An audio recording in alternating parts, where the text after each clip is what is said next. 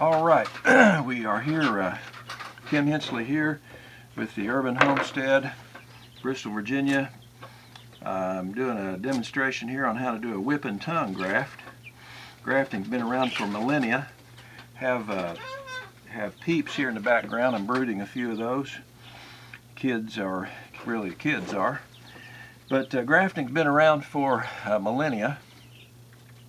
Pliny the Elder wrote about the grafted trees that the Romans had, dedicated the book to Titus, Emperor Titus, about 77 AD, I believe it is.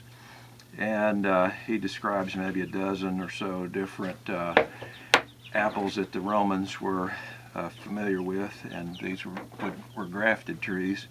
The Apostle Paul also mentions grafting in the book of Romans, and he talks about the Gentiles being grafted in, and he even understands the nature of the wild olive versus a tame tree, and he says it's contrary to nature that the wild Gentiles are grafted into the tame tree, and then how much more then that the Jews could be grafted back into the parent tree. That is, that they would come to the knowledge of Christ. So grafting's been around for a long time, and if you're a home orchardist, you may want to multiply the trees that you have, and you can do that by getting some rootstock and some Scion Wood. We have here some really fine Scion Wood from a Betsy Deaton tree. This tree over here in our orchard. These are water sprouts that came up off the main trunk, and the tree was open enough that it's beautiful wood, has a pubescence about it, it's well budded. The buds are maybe beginning to swell, and so we might have collected this a little bit earlier, but here's wood on down the chute, and it is the buds are in fine shape there. So this is really excellent wood. You want to use last year's growth, 1 year old growth, not older growth than that. This growth will take better. It's sappier. It has a shiny look about it. Has this pubescence here on the end shoots, and so it's pretty easy to tell.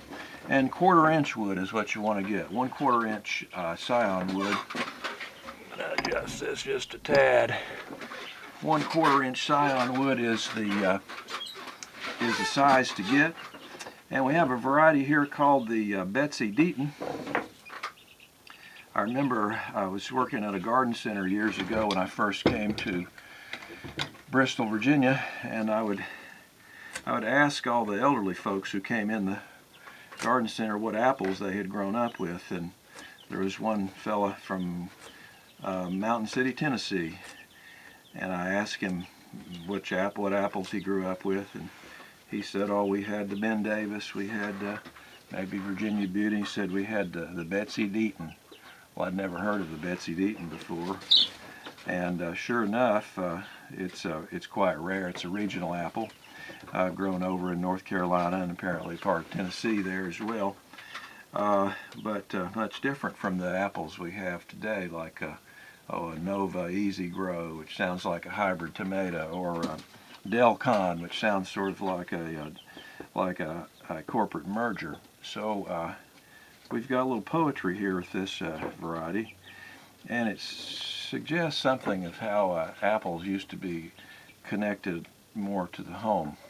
Everybody had their little home orchard, and I suspect that over in North Carolina there must have been a pretty little lassie named Betsy Deaton, and somebody named their apple tree after her. Maybe. It'd be nice to find out the history.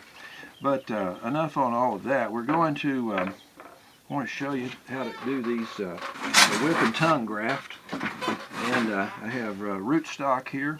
This is 111 stock, and we keep it healed in here in a 5-gallon bucket. And I keep a rag handy here to wipe knock the dirt off of this rootstock.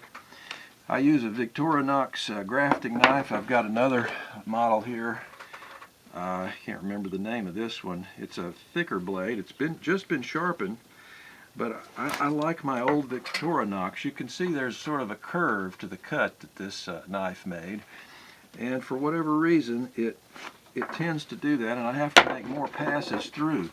So I'm going to pass on that highfalutin knife. I'm going to go back to my thin wedged Victorinox, and usually I can make one good pass through with this Victorinox knife. It's just got a simple design, and about an inch and a quarter cut is sufficient to make this whip and tongue graft. And looks like I need to practice one pass through is the ideal. A grafting knife is sharpened on one side. It's a wedge shape, and if you think about the physics of that, when you lay the flat side against the wood and you pass through, then there's always going to be a downward force on this part of the rootstock, and so the design of it tends to make a flat cut. I use about a hand's distance here. You can graft high on your rootstock, you can graft low on the rootstock. And the first challenge here is to find a piece of wood that that fits the size or matches the size of the rootstock. And so I see a piece right here, and I'm going to make my cut.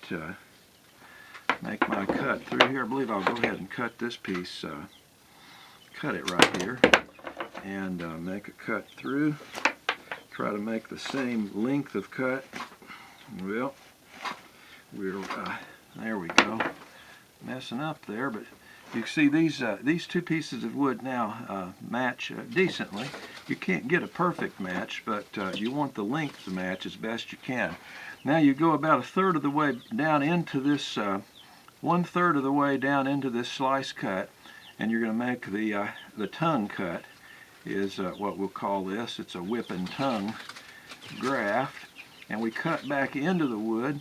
Try to be parallel with the bottom of the wood here, with the outside of the Scion, and you go about another third of the way in. Then you match that same cut on the rootstock, and about a second third of the way, and then you put a little pressure, and these things will fit together. They'll slide together. Let me get it up here where you can see. I can't really see what I'm doing now, but we slide these together. I'm going to turn it again where I can see, and I want to match up one side for sure. And this dark wood here shows very pretty how that union works here with this whip and tongue graft. Betsy Deaton wood and the 111 rootstock. And you can see I've got some rough ends here, and it's bucked up here on the end. And so I'm going to just trim this with my knife, and it's still bucked up on the end, and I trim it over here. I make sure that one side is really smooth, and that gives me cambium contact. That's the area, the green area just beneath the bark. Cambium contact, that's where the sap flows, and you can't get cambium contact immediately. And in fact, if you looked under a microscope, you'd see there is no cell-to-cell contact, or very little of it, when you join two plants like this. And so what happens is a callus forms, and the callus is sort of like a stem cell. It's a cell that can develop in different ways, and initially it just seals the thing off. It kind of heals it over, and then it's a very tender growth, and so you want to keep your new grafts moist, not moist, damp, and you want to keep them cool. You can't put these out in the sun. And then that callus those callus cells will develop a vascular system, and you'll have the xylem and the phloem that develops from the callus, and then you have the tree. You have the thing. The sap begins to flow, and the buds here will just take off and grow. So we have a little bit of an quality about this thing, but still a fine little joint here. And now I'm going to pull where these are gapped. I'm going to put the tape on here and pull pretty hard. Pull that down there. And now I give one turn, and this piece of tape's not long enough to cover the whole thing, so I get a second piece, put it on here, and then same thing. I'm going to pull this wood that's being contrary, push down on that, and kind of force that to join together. That wasn't the smoothest, best whip and tongue, but it's not uncommon to have them turn out like that. Now, this is a grafting tape, and you can use, some people use black tape. Freezer tape is a good way to seal your graft. It's wax, so you don't have to use any other sealant with the tape. But it's a weak tape. It couldn't pull as hard as I do with this grafting tape. So this is what I prefer because it lets me pull tightly and bind this thing up, bind it up very nicely. If you put too much tape on a graft like this, then you'll have, the graft will girdle. And so I'm feeling how that's loose, and I'm risking that this thing is going to girdle by putting that extra little piece, but I think it's going to be okay because the wood is so large. And now this really needs to be sealed. Years ago they would use a string and then maybe put some a grafting wax over that, and there are lots of old formulas for grafting wax, and they would heat that in a pot and then dip it and brush it on here, and that wax would seal it up. It'd have resin and beeswax and maybe some other things. I had a book come earlier today, and it's an old book called An Epitome of Mr. Forsyth's treatise on the cultured management of fruit trees. Forsyth was an English gardener, pomologist, and there's comments here about how to graft, and then it talks about the how to seal up your graft. And here's what this writer says: get a quantity of strong fat loam. Take new stone horse dung and break it in among the loam. Cut a little straw or hay very small and mix it amongst us for making the loam hold together better. And if there be a quantity of salt added, the clay will be prevented from dividing in dry weather. Stir these well together, putting water to them as in making mortar. It should be hollowed like a dish, filled with water, and kept every other day stirred, but let it not be exposed to frost or drying winds, and the oftener stirred, the better. And so he goes, that was his grafting sealant. Quite a formula. He mentions that Forsyth says you could mix turpentine, beeswax, and rosin, which would be, I reckon that's like pine sap.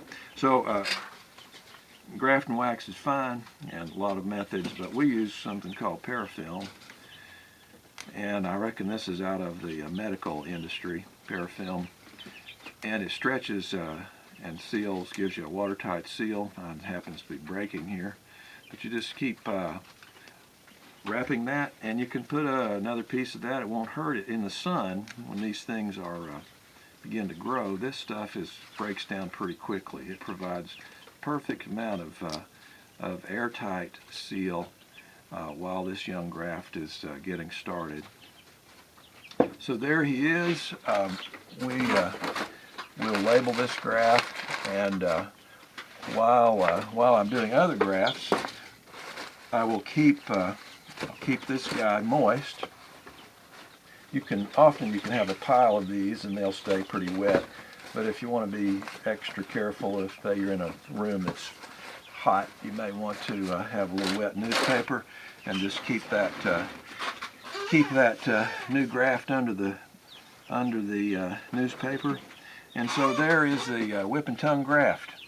I should say that the aftercare of the graft is really where you'll lose the grafts. It's pretty easy to get them to take like this.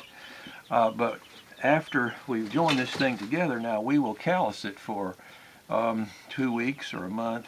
We're actually here at the end of March, so we're getting to the later part of our grafting season. So actually we may callus this thing in a pit, in our callusing pit in the ground, where the temperature stays even, and it lets it slowly callus over. It lets it, it doesn't, the cold holds the top Scion from breaking dormancy. If it breaks dormancy quickly, then by heat, then it will begin to dry and we might lose the graft. So we callus it that way, ideally for a month. We have some grafts that have been callusing now for a month, and I've not looked, but they should be breaking, the buds should be starting to put out. And then you take them right to the field and line them out. Oh, I did not say here also that I've joined the Scion, but I need to cut this thing back to 2 buds. 2 buds to give you 2 chances. If you have a small amount of wood, you can cut the graft just to a single bud.